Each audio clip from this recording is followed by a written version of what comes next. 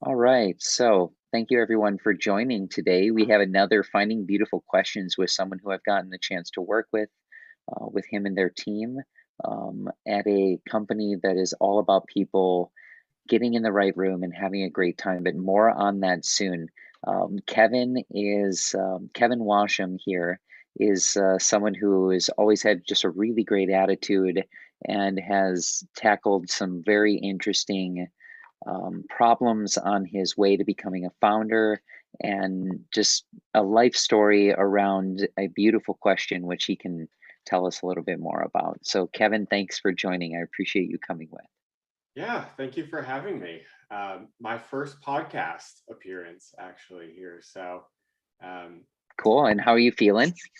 I feel good. Yeah, I'm excited. I feel like I was born for this moment uh, for podcasting. I love talking and I love looking at myself. So that kind of checks both of those boxes. That that means Um, you should be here. yeah. Yep.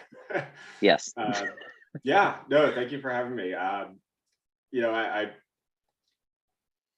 I'm a founder of a company called Right Room, and over the past, 10 years, I feel like I've kind of been building up to this moment, and founding a startup, and learning so much along the way. While it is my first venture, and kind of led us to kind of connect.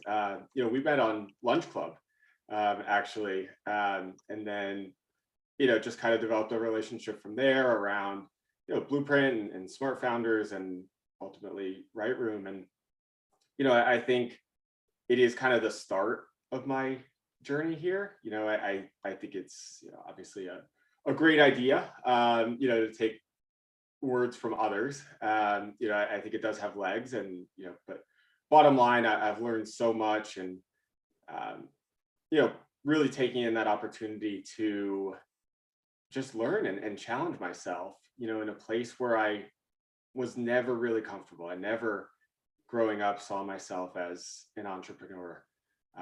It was always kind of a pipe dream for me. And um, so, yeah, I guess we'll kind of expand on that story, throughout the podcast. But yeah, happy to be here. Thanks for having me. So, pipe dream for you to do such difficult work to figure out such wild lessons. All right, more on that soon. That's going to be great. We're going to have so much fun here. So, let's start as we do with the beautiful question.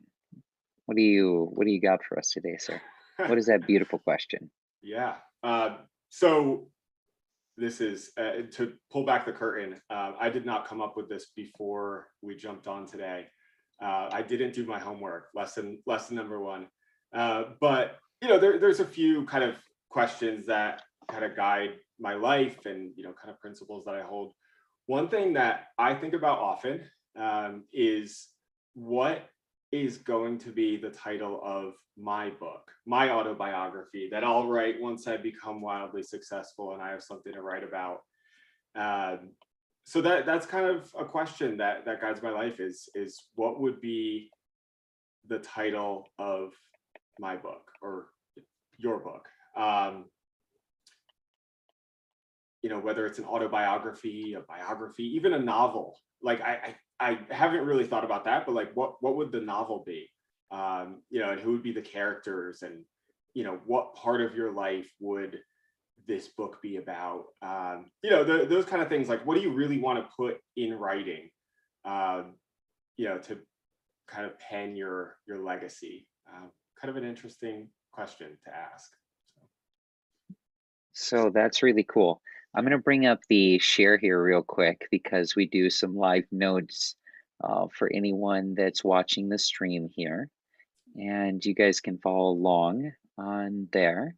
I thought that was pretty profound because the pen is, you could really see it, right? Like, so what are you going to pen into your legacy? More appropriately, that pen seemed to represent the idea of decisions, Yeah. right?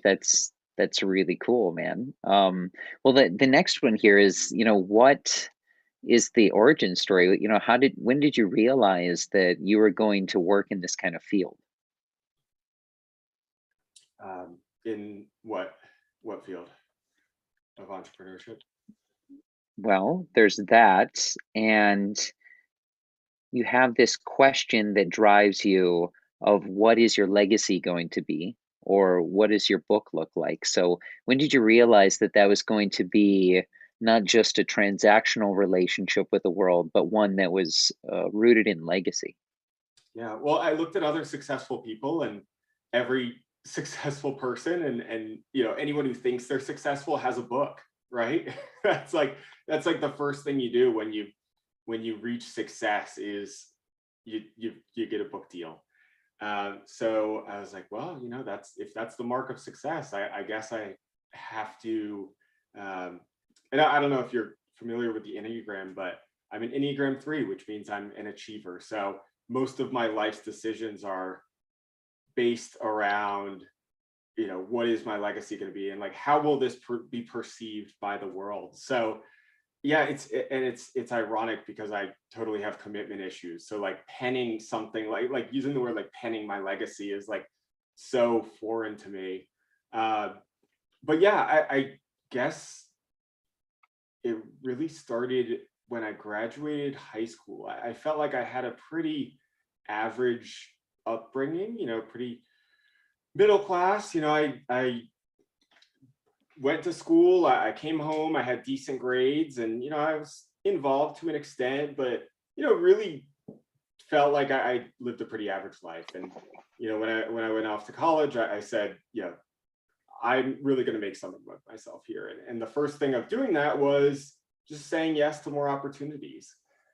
So it was never, entrepreneurship was never in the conversation there. It was more of like, let me just say yes and see what happens. And along that way, I started like writing my book in my head, and saying yes to more opportunities, and learning and challenging myself. And you really don't even notice how much you're learning when you're trying new things. And taking on new roles, new jobs, and quitting them too. That's another thing. People hate quitting. Like I love like trying new things and then quit. I've quit more jobs than most people have had in their whole life, like just in the past 5 years. And I don't think it's anything to be ashamed about. But I challenge myself, and I step up to the plate sometimes, and sometimes it doesn't work out, and then rather than torture myself in something that I'm not enjoying, I quit. I move on to the next thing. And, you know, I think that's kind of part of this thesis, that I kind of drew up, I guess when I graduated high school was really when it started. When you graduated high school. All right, cool. So, what is an Enneagram? um, Man, so I gotta look up the definition because I'm not gonna be able to do it justice here. So it is a personality test. It's a model of the human psyche, which is principally understood and taught as a typology of 9 interconnected personality types. So Myers-Briggs, Hmm. the introverted, extroverted, perceiver, feeler, it's kind of a modern version of that. And it's a maybe 10-15 minute personality test, and it spits out a number 1 through 9, basically, that it explains who you are as a person, what drives you, uh, what kind of feelings or situations you enjoy, what you avoid. Um, it's a it's not a predictive model. It's based on your actual answers in this test, but it does help to explain certain things to certain people. And so yeah, that's essentially it. It's a personality test. um, and I happen to be type 3, the achiever, which again means that I don't do anything without like seeing public recognition at the end of it. Really what it is. But there's all kinds. I'm interested to hear what yours is, so you'll have to take it after this and let me know. All right, public recognition. And if there was a baseball field named after you, you wouldn't mind. No, not at all. Not at all. You No, wouldn't mind that. I'm very vain. Okay, yeah, that's good, and it's good to know what you are, right? At the end of the day, well, that's an I, interesting thing, and and I will, like the disc test or Hartman color scale or Myers Briggs. It's very interesting. We'll have to take a look at that. I'm very self-aware too, if nothing else. So Sure. yeah.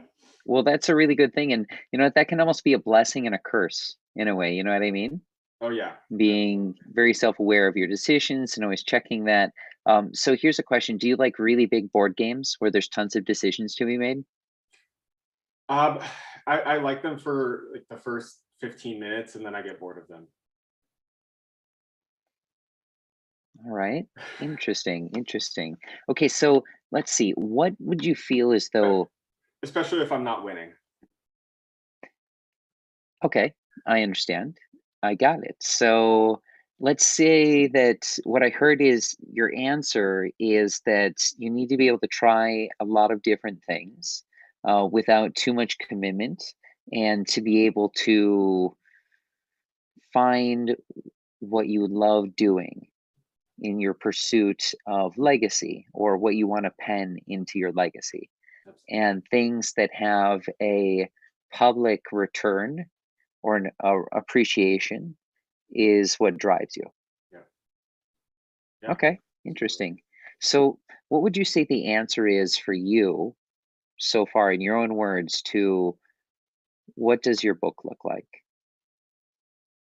Yeah. So I've thought about this quite a bit. So my tentative title, and this is still a rough draft, so don't quote me on this when my book in 20 years has a totally different name, but it's called Be Yourself and Other Bad Advice. So the idea being, when kids are growing up, everyone is just like, oh, just be yourself, be yourself. And I think there's certain value to that, but I looked at that as stick with the status quo, and I think that's the worst advice. I think, and you can look at that as like be authentic. Great, totally. Like I'm all for being authentic, but I don't think you should box yourself into being who you are today. I think you should be constantly looking toward how can I become a better person, and so that's kind of, it kind of has that, like, I don't know, like shock factor, I guess. Like, be yourself is great advice, right? But you get into the book, and you see, okay, no, I get it. Like, be yourself is inherently demotivating, right? It implies that you should stick with the status quo, and there's no potential for change or to become a better person. So it's Yeah, someone limiting. once said to me once, limitations with good intentions, they're offered to you so freely from people that love you truly. Yeah. And it's up to at least one person in the arena to grow beyond them, to not be as loved for a while and then eventually show others how much more possible that is. Yeah. Tough love. That's really cool. Yeah. And so how are you gonna pull it off, man? So tell us about this, journey a little bit more. You've done some jobs, you're now founding a company. That must have been quite a interesting adventure. You know, my own was like sitting at the bottom of Chase Tower in Chicago, just having a child, like crying, wondering what the hell is going on? Is it me? What's going on? What can I learn here? And the rest is history, after that. So you said high school for you, and I know you're working on Right Room, which is a great company. If anybody wants to check that out, it's rightroom.io, and just have fun with that. That's something we've had some fun with. But how are you gonna pull it off outside of all of these different use cases? Do you have a methodology or something along those lines that you think you'd like to share with us? Yeah. Short answer is we're still figuring that out. Um, I think there's a ton of use cases. The challenge being, we're working on this part time. We're not venture funded. it's a fun side project for now that I really do believe in. I do believe that there's a space for more authentic video platform. Right now, you know, we've built out the video platform side of it. We're working on an algorithm, essentially a predictive model based on personality insights that we're going to be able to predict who might be the best person in a room for you to speak with, whether that's because you have a lot in common or you have nothing in common. Kind of creating this algorithm, you know, based on, I mean, right now it's connecting to Twitter, and but based on, you know, whatever the host of the event wants it to be. I think there's a ton of potential right now for AI to really enhance the networking experience. Unfortunately, I don't think our days of Zoom calls are behind us. I think if anything, we're just going to become more and more decentralized and dispersed as a society. And I think with that comes a lot of challenges. I think, you know, people are going to make fewer and fewer connections with people who are unlike them. You know, if Lunch Club, shout out Lunch Club, didn't exist, we wouldn't be sitting here right now. You know, and there's a lot of very serious issues with, you know, not going into the workplace and not, you know, experiencing like social clubs, or, you know, I don't go to church, but going to church, like, you know, you're not surrounding yourselves with other cultures, you know, with other races, other ethnic groups. Like there's just so many issues associated with that long term that I don't even think we're scraping the surface right now. So anyway, my kind of long-term goal with Right Room is to create a platform that facilitates some of those more authentic connections, you know, either getting people out of their comfort zone, or, you know, connecting with people who, you know, maybe have nothing in common with them, but they need to feel that connection with someone who's completely, you know, completely different from them, because that might be someone who shares a desk with them at work and they're not getting that experience, or, you know, someone who they might see at the grocery store, but now they get their food delivered, you know, like just those little connections, they call it loose ties. And there's a ton of research around that. You know, that's kind of the long-term goal right now is, you know, to facilitate those connections. And honestly, I don't know exactly what that looks like. You know, like I said, we're still kind of figuring that out. And I hope we get there soon, but Did you ever see the misconnections forum on Craigslist? oh yeah. I love it. Oh, that's Oh some yeah. good stuff. Like, Yeah. oh man, that's, you know, oh man, I see you on platform B of the Chicago Blue Line, and you know, you have this wonderful blonde hair, and I see you there every Thursday, and just call me. My name's Bill. You know, Yeah. Do you ever wonder if you've been on there? I, I don't. Okay. I really don't. Yeah. I think about that all the time. I follow, you know, some of these like local Washington, D.C. Instagram pages or Twitters or whatever that do, you know, their version of misconnections. And sometimes Mhm. I'll get like a little small panic attack when it's like, oh, like guy in the grocery store, you know, near me. I'm like, it's not me. We're good. That's awesome. That's But awesome. yeah, So yeah, no, that's exactly what it is. Maybe that's the next thing you is see what we connecting have here, those Kevin? connections. Yeah, I love We it. have a really nice layout of sort of what you want to do, and I'm wondering, you know, what is there a methodology to this, right?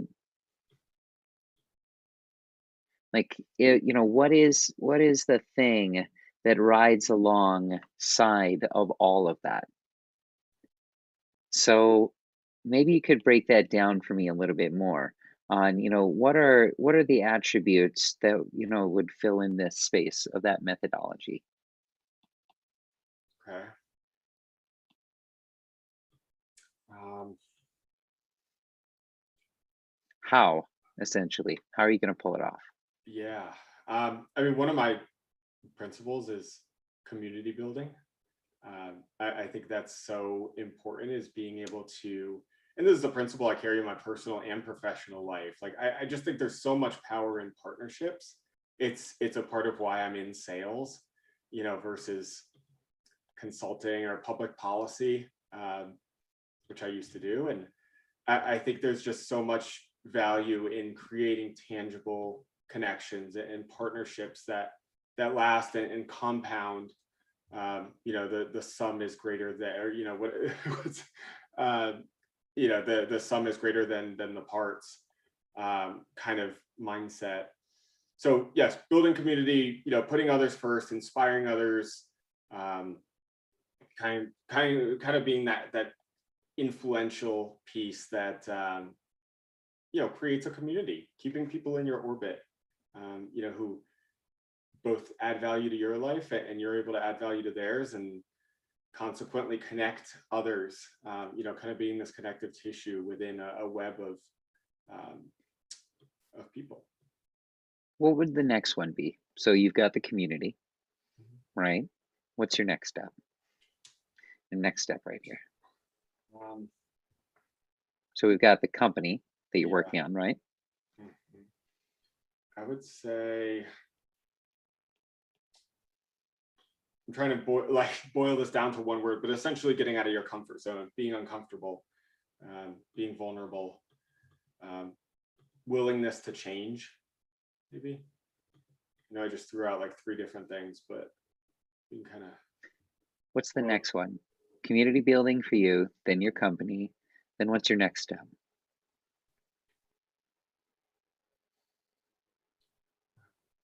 yeah, I mean, I would say, are you are you talking like in my life, like what leads to success? Sure. What would you like to do more of that your company allows you to do? Um, I would like to continue More to build. parties.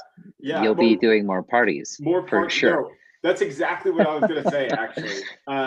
Yeah, no, more continue that community building, but like on a larger scale, because now I have the infrastructure to connect people, and also do it from the beach in Bali. Okay, that helps. Yeah, Yep, that definitely, some people prefer that. some people. Okay, all right. And then, so you've got a very well scaled community. And then What help does it look others like to after do, that? and then help others to start back at square one. Help others to build community and build a platform to facilitate that, and help others to scale, um, which is like the classic, founder to VC revolving door. But I think there's some power in that, and I think there's a ton of value in being able to create the next generation of people like me, so like seemingly, people who had an average upbringing, and just kind of found themselves saying yes to more things, and next thing you know, they're saying yes to founding a company. Like, I think there's a lot of stories like that out there that you know deserve to be told, in my opinion.